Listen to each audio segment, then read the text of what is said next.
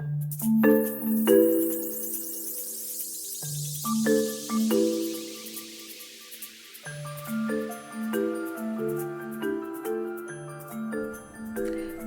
everybody, it's Fatu and I'm back with Good to Know. Wow, it's been a while.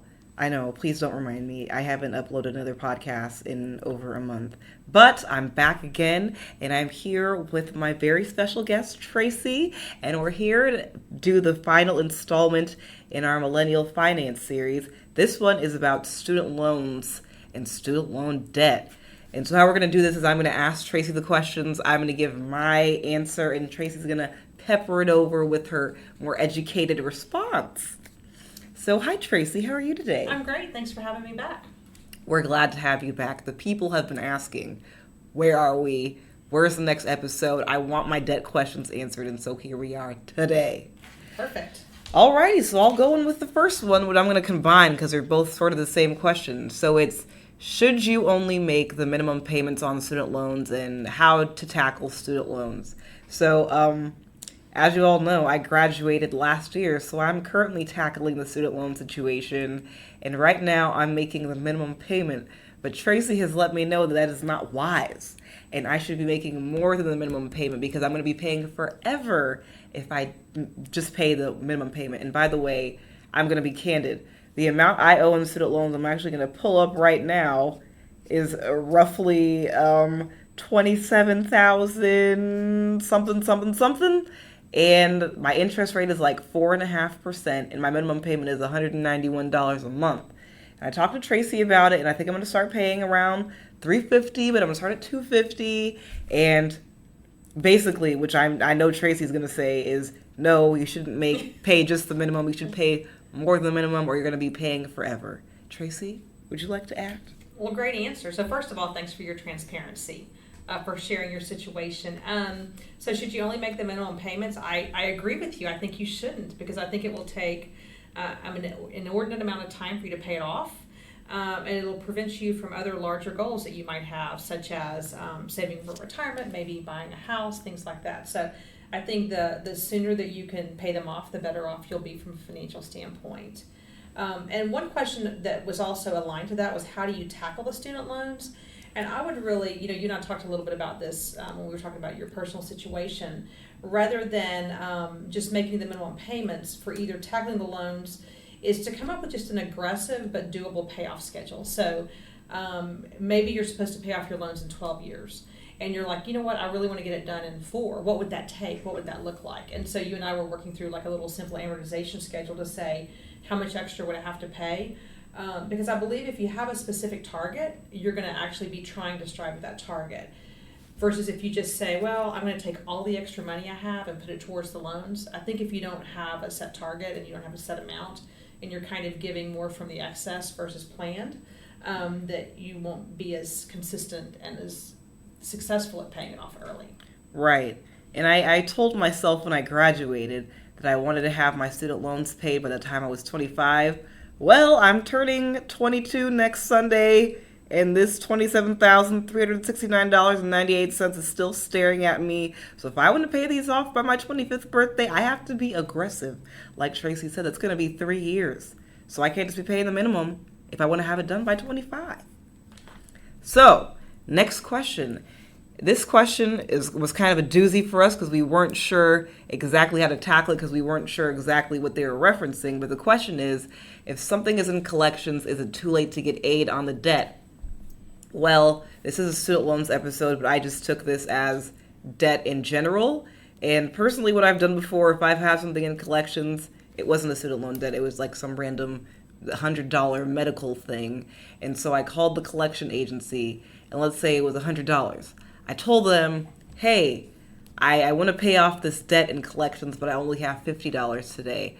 I honestly can't remember if it was $200 or $100. But either way, I told them I can only pay off this amount. Can I pay all of this today and have this removed from my history? Because, obviously, if you have something in collections, it's bad on your credit score and your credit history because that looks bad. And so obviously the person on the phone is going to be like, no, we need the full amount. But you have to keep going with them. And if you just say, okay, fine, I guess I won't pay it, then they'll be like, okay, I'll work with you and you can pay it off. But make sure you have everything in writing, and everything in writing so you can say, if I pay X amount today, it will be removed from my history and I will no longer have this debt.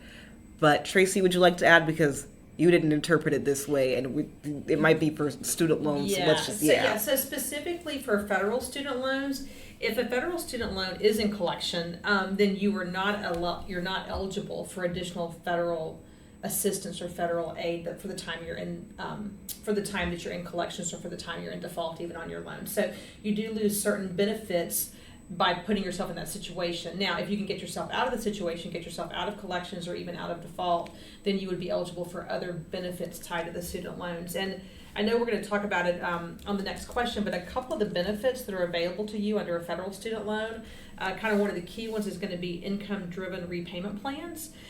So it's kind of reflecting the fact that you're not going to be making your, ultimate salary the day you get out of school. It's going to start increasing, so they tend to align your payments with your income. And there's also some opportunities in certain situations for forbearance on the loan, where you can actually have a stay on your payments if you're in a certain situation, and you lose those opportunities and those benefits if you do go into collections with your student loans.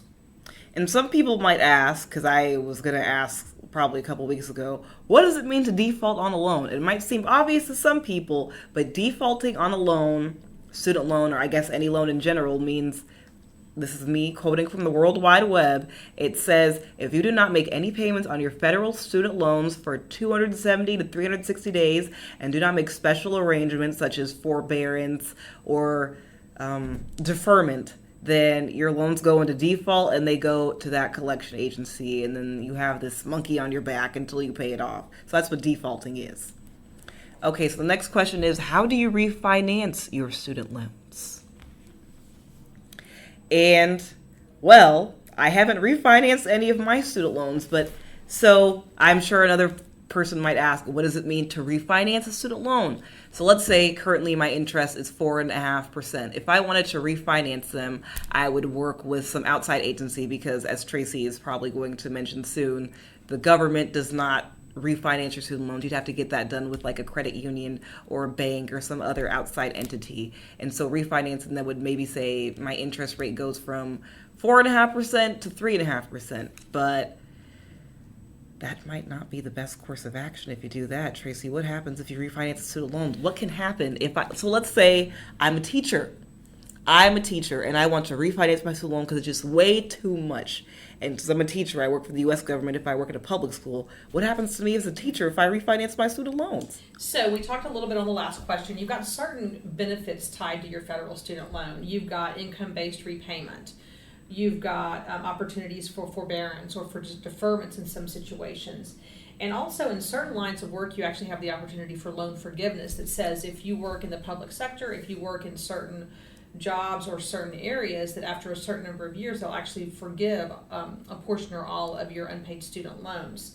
And those benefits that are tied to your federal loan are not typically available in the open market. So if you were to go and refinance your student loan from 4.5% to 3.5%, you would be saving that interest, which is real hard dollars, but you'd be losing a number of those intrinsic benefits that are part of your current loan. So you just need to be really clear on what your situation is, what your likelihood is to actually receive some benefits or have some reason to need those benefits in the future before you make the call to refinance your student loan.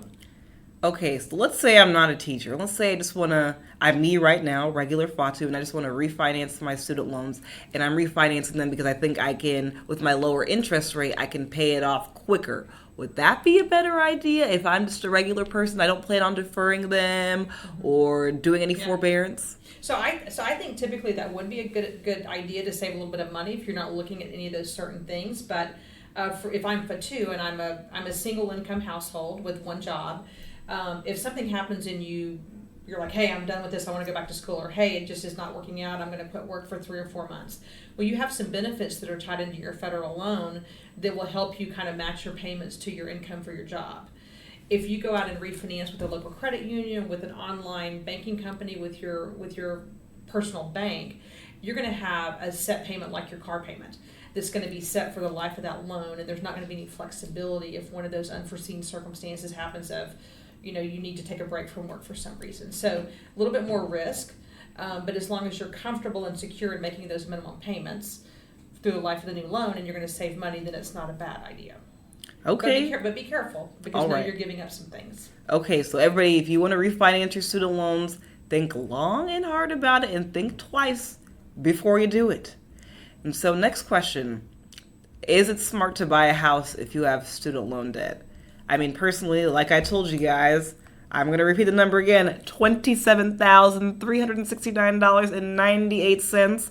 And honestly, compared to some of my friends, it's a pretty low number. And I don't plan on buying a house in the foreseeable future. One, because I have student loan debt. I have car debt. And those are pretty big debts. And I personally just would not want to buy a house and add even more debt onto that, because you have to have the mortgage, property taxes, and if you're in a house, you're not in an apartment anymore, you have to pay for all those maintenance fees if anything happens to your home. So I personally would not buy a house if I had student loan debt. And if I did buy a house, I'd make sure I had a really, really low student debt. So maybe if I had like under $5,000 of that $27,000 left, maybe I'd consider it, but even then I'd still be like, let me just finish paying it all off before. Tracy, what do you think? So I think it's personal preference, as sort of you alluded to. I personally would like to not have any other debt before I entered into a mortgage. So I'd love to have my car paid off. I'd love to have my student loans paid off. I'd love to have any other outstanding credit cards, bank cards, any other things that you have outstanding. I like to see those paid off before you enter into a mortgage. And I think one of the things is, some folks are going to say, well, Tracy, that's just not realistic. It's a lot of money, and got it. And maybe that's the case. And then I would say, well, but just know that maybe it's not realistic and it is a lot of money, but then you're looking at just coming in and stepping in more and bringing in more money on the obligation. And so I just make sure you were super clear about kind of what your goals were and what your plan was to ultimately get out of your debt so that you could start saving for larger goals, which could be buying a house, could be retirement, could be a vacation, could be a new car, things like that. So, good idea to me. Yeah. And so I think this is the last question. How to transition from renting to buying / how much to save for a mortgage. Again, I don't own a home and I am just renting my apartment, so I honestly can't really say. So Tracy, what do you think about the transition from renting to buying? I actually want to ask your personal experience. What was it like for you from when you first was renting an apartment in your younger years, and then were you like, okay, I need to get a house. I'm a grown up now. Yeah. How was that like? So this was years and years and years ago, and my husband at the time, his grandfather actually gave him a down payment for the house. So that actually really accelerates it really quickly. So that's not a reasonable situation. Okay, everybody, ask your husband's grandpa or your wife's grandpa to give you a down payment, for the house. Please. So that was years and years ago. So I think I'm not a good judge on that, because I was very, very fortunate in that standpoint. But I think if you're looking at a mortgage, I think the first thing you need to kind of figure out is what your budget is and what you're planning to spend on the house. And I would say be very, very careful about that, of looking at your own personal budget and looking at how much you're bringing home and look at what your goals are versus going to a lender and getting them to tell you what they'll loan you, because they will always loan you way more than is reasonable for any individual or even any family to sign up for. So kind of figure out what you think that mortgage is going to be. Based on what you're going to borrow. You actually mentioned things like homeowners associations, home maintenance and upkeep, property insurance, property taxes. Those are all pretty material lumps that when you're renting, most of those are lumped into your rent, right? But with your mortgage, when you're owning your house, they're outside. So make sure you understand fully what that cost is. And I would look at your budget and say, okay, let's assume maybe you're paying $1,000 a month for rent right now. Yeah, right now I pay $1,100 in rent. Okay. So you're paying $1,100. So let's say that you figure out that your mortgage with the homeowners and the maintenance and the taxes and everything is going to be $1,900. Well, you better make sure now, like if it were me, that you've already got the money to cover that $1,900 in your budget, because it's not going to miraculously show up once you buy the house. So that's the first step, is making sure you can actually fit it in your budget and you know how you're going to fit it in your budget. The second piece on that then is a down payment on a house. So typically, back when I was looking at when I was coming out of college in the 90s, kind of the gold standard was 20% down payment on a house.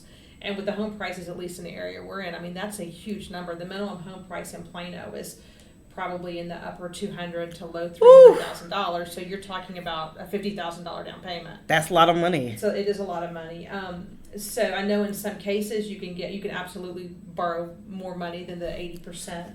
I would target, I would say at a minimum, a 10% down payment. So if you're going to buy a $200,000 house, then you need to have 20% to put down on the house. I would also make sure that you have at that point a really good safety net, and that may be 6 months of expenses, because you're going to have unexpected things happen, a major plumbing issue or a major roof issue or something like that comes up unexpectedly. So your emergency fund is going to become a lot more critical when you move into homeownership over renting. So yeah. So put a pencil to paper and take a look and look around, and good luck. Yes. And again, make sure you do all of your research and you exhaust all of your efforts. I mean, obviously no one just like wakes up one day and says, I'm going to buy a house, and goes to the first bank and gets that loan and has whatever money they have, just buys a house. But, really think about it. This is a big decision. And Tracy, on the topic of this, is kind of off topic right now, but what do you think about starter homes? I feel like lots of people these days have starter homes, and they buy one house, but they're going to get like another house in 10 years when they have more kids or need more space or something like that. What do you think about a starter home? Is that a good idea? I think it's actually an awesome idea. Really? I see a lot of people, and from my generation and generations younger than me, that when they start looking for a house, they look at the house their parents have.